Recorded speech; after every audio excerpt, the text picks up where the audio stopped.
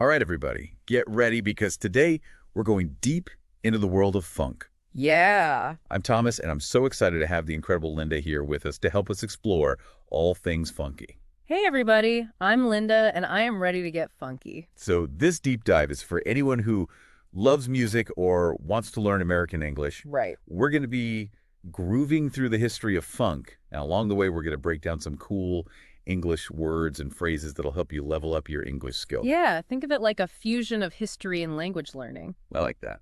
But before we get too deep, let's start with the basics. Okay. What exactly is funk, and where did this irresistible music come from? Yeah, for someone who's never really listened to funk before, where do we even begin? What are we going to hear that makes it funk? Okay, so picture this. It's the mid-1960s. Okay. The heart of African-American communities in the U.S., Right. and a new sound is emerging, a fusion of rhythm and blues, soul jazz, and even hints of gospel. Okay. That's funk in its early stages. Okay, fusion. That's a great word to start with. Right. It's like blending all these amazing musical flavors together to create something totally unique. Yeah. But how did funk change the recipe, so to speak? Funk took those existing ingredients and shifted the focus. Okay. Instead of melody and chords being the main course, it pushed rhythm and groove to the forefront. Yeah. Funk is all about that feeling, that irresistible urge to move your body. Oh, I totally get that. Yeah. Even if you don't know anything about musical theory, you can feel funk in your bones. Right. But I'm curious, is it just the type of rhythm that makes funk different? Or is there something more to it? It's about how those rhythms are created. Okay. One of the key elements is the use of what we call syncopation. Okay. Imagine you're tapping your foot to a beat, but then the music throws in an unexpected accent, a little hiccup in the rhythm. That's syncopation. Okay. It creates a sense of surprise and excitement. Uh-huh. Yeah. So it's like the music is playing with your expectations, keeping you on your toes. Exactly. And that emphasis on rhythm, on syncopation, has deep roots. Right. We can trace it back to musical traditions from sub-Saharan Africa, Okay. where rhythm and movement have always been central. Uh-huh. Think about spirituals, work chants, gospel music, even body rhythms like hambone and juba, Wow. where people use their hands and bodies as percussive instruments. Oh. All of these traditions place a huge emphasis on rhythm as the driving force. Wow. So funk isn't just a musical style. It's almost like a cultural connection to a much older tradition. Yes. It's pretty powerful. Absolutely. And these influences continued to evolve as African-American music interacted with other musical cultures in the U.S. Okay. A great example is New Orleans, which became a melting pot of musical styles by the 1940s. Wow. You had Afro-Cuban influences blending with blues and boogie-woogie piano. Melting pot. Yeah. That's a good one to remember, too. Yeah. Like all these different cultures simmering together and creating something new. Right. I've always thought of New Orleans as a place where music just seems to seep out of the walls. It really does. And one of the figures who embodies that spirit is Professor Longhair. Okay. He was a pianist who took rhythms from Cuban music and blended them with his own blues and boogie-woogie style, creating something he called rumba boogie. So we've got this rich blend of influences swirling around in the early 20th century, setting the stage for something special. Yeah. And then enter James Brown, ready to shake things up. Yes. He's considered a pioneer, right? James Brown, the godfather of soul, is a true icon in the world of funk. Right. And you're right, he completely revolutionized the way we think about rhythm in popular music. Think about most pop music before Brown. Okay. It emphasized the backbeat, that familiar 1-T-2-0-3-4 pulse that you can tap your foot to. Yeah, that steady beat that just keeps things chugging along. But Brown decided to flip the script. Oh. He shifted the entire focus to the downbeat, to that very first beat, the one. It's almost like he took that one and made it explode with energy. Yeah. And he was known for shouting "on the one" to his band, Oh. emphasizing that shift in emphasis. I bet those recording sessions were electric. Oh, yeah. I know for me, the first I heard a funk song, it was almost disorienting. Yeah. Because my ear was so used to that backbeat. That's the magic of Brown's innovation. Yeah. By shifting the emphasis to the one, he created this sense of forward momentum, this irresistible urge to move. Yeah. But it wasn't just about accenting the downbeat. He also used these incredibly tight, interlocking musical parts to create his signature groove. Okay. We're talking syncopated bass lines, those 16th note drum patterns that just sizzle, and those sharp staccato guitar riffs all weaving together. It's like a perfectly choreographed dance Yeah. where every instrument has its role, but they all move together with this incredible precision. That's a great way to put it. And if you want to experience the raw power of Brown's funk, just listen to tracks like Out of Sight, Papa's Got a Brand New Bag, Cold Sweat, or of course the anthem, Get Up. I Feel Like Being a Sex Machine. Those songs just ooze energy. It's no wonder they're considered classics. Right. But the funk story doesn't stop at James Brown, does it? Oh, absolutely not. There's a whole universe of funk out there to explore. And things are about to get even more cosmic as we blast off into the world of Parliament Funkadelic. Okay, now we're talking about the next level of funk. Yes. I'm already hearing the word cosmic, so I know we're in for a wild ride. Get ready for some serious innovation. Parliament Funkadelic, or P-Funk as it's often called, took the groundwork laid by James Brown and launched it into the stratosphere. Wow. They took funk, infused it with psychedelic rock jazz, and a healthy dose of pure, unadulterated weirdness. I mean, their stage shows were legendary, right? Oh, yeah. Those costumes, the whole spectacle, they were pushing boundaries in every direction. They weren't just making music, they were creating an entire experience, an Afrofuturist vision that was visually and sonically mind-blowing. And musically, I know they were influenced by Jimi Hendrix. You can hear those psychedelic guitar licks in their music. Absolutely. They were also pioneers in using synthesizers in funk, Oh, wow. which gave their music a more expansive, otherworldly sound. Right. They took funk to new dimensions, blending genres and experimenting with sounds in a way that no one had done before. So it's like funk, but funk with a psychedelic twist. Yeah. I love how we're moving from those raw, gritty rhythms to something more expansive and spacey. Yeah, it's a sound that really takes you on a journey.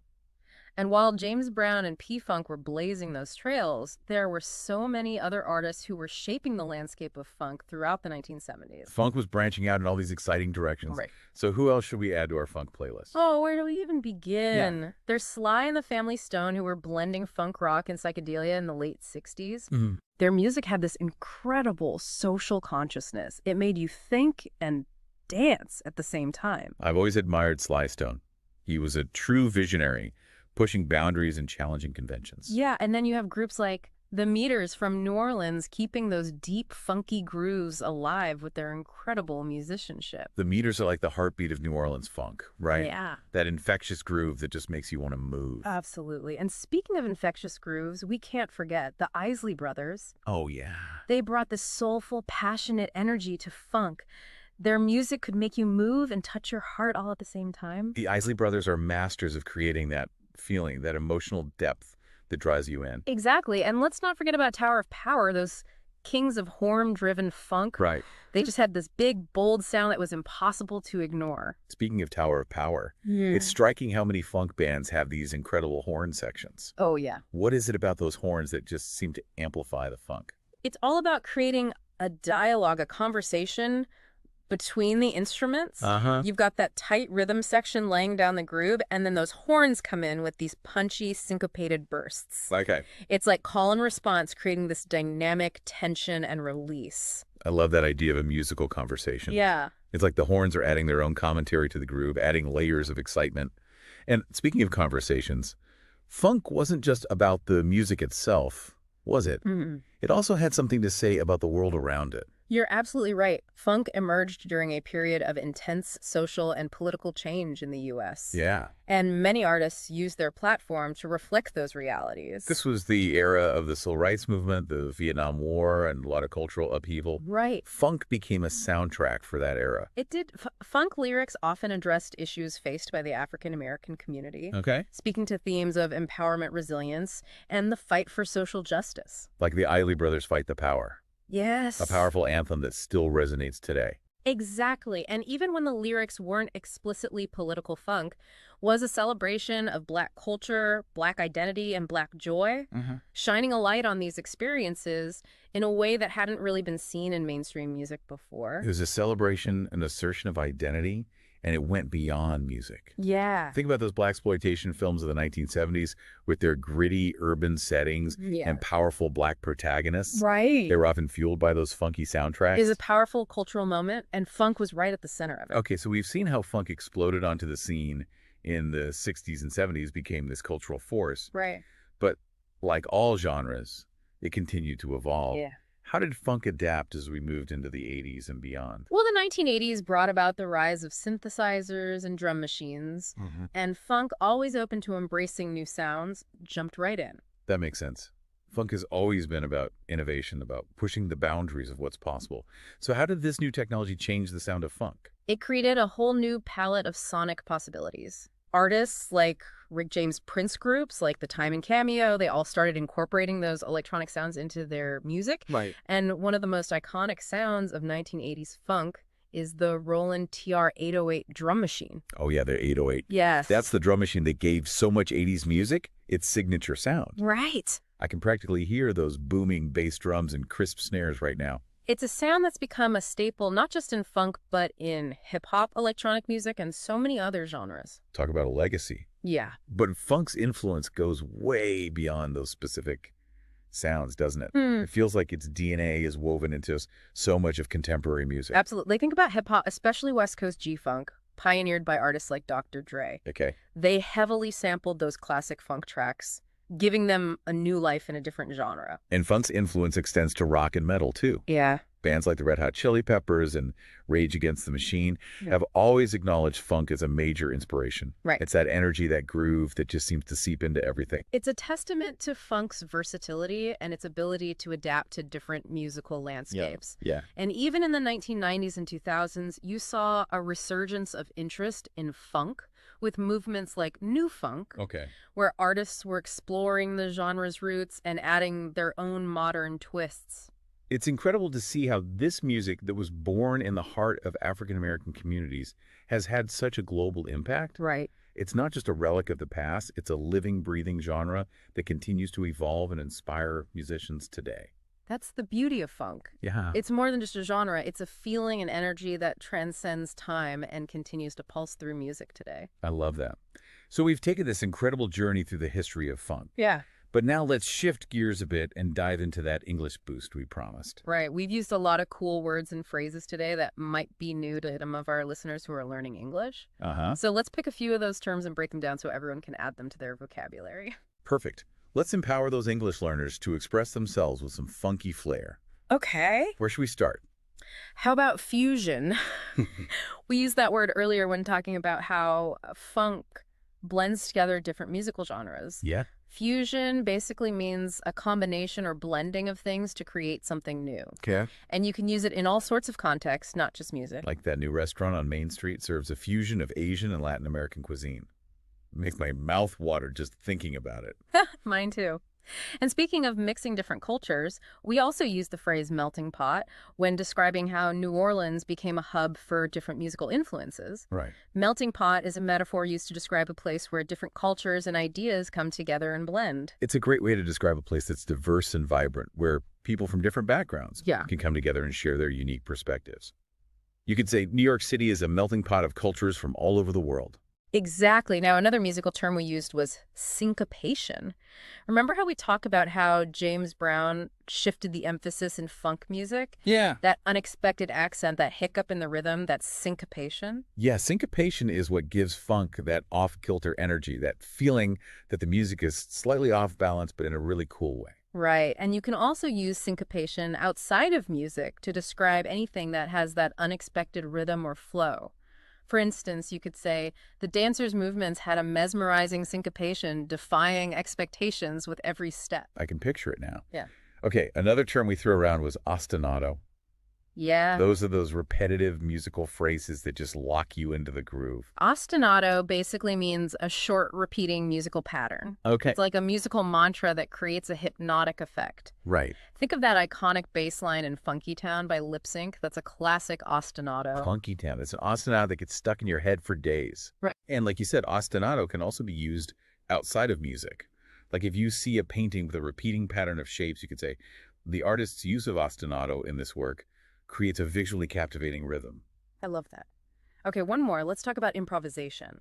Mm. We mentioned how funk musicians often jam together, creating music spontaneously in the moment. Improvisation is all about that freedom, Hmm. that ability to create something new on the spot, to let the music flow organically. And it's not just for musicians either. You could say the comedian's stand-up routine was full of improvisation, keeping the audience in stitches with his witty off-the-cuff remarks. That's a great example. So we've got fusion, melting pot, syncopation, ostinato, and improvisation. 5 fantastic words to add to your English vocabulary. And they all have that funky flair.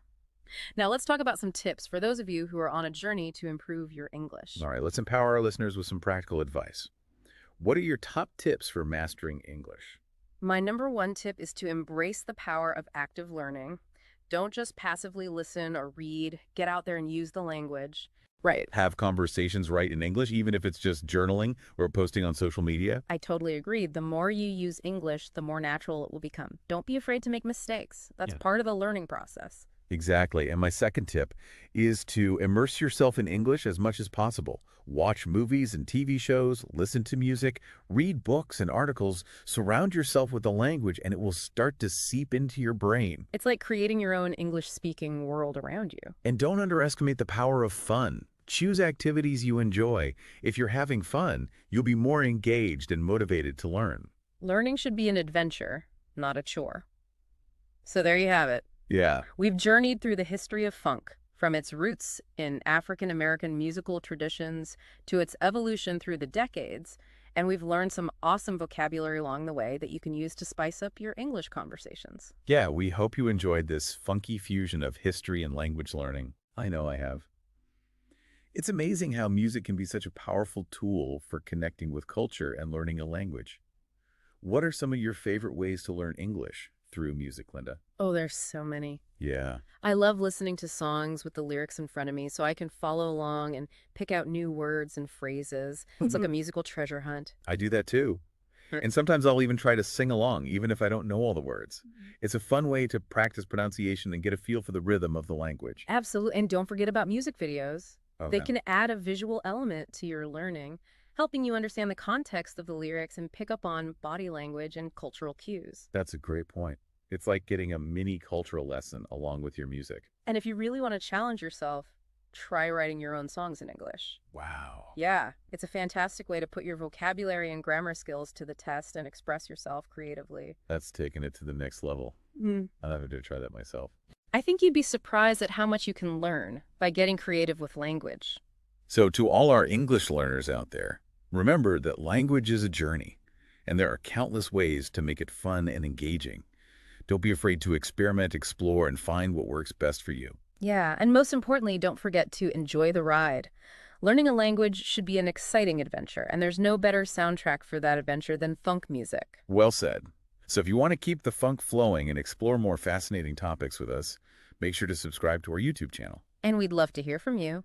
Leave a comment below and tell us what you thought of today's deep dive. What aspects of funk resonated with you?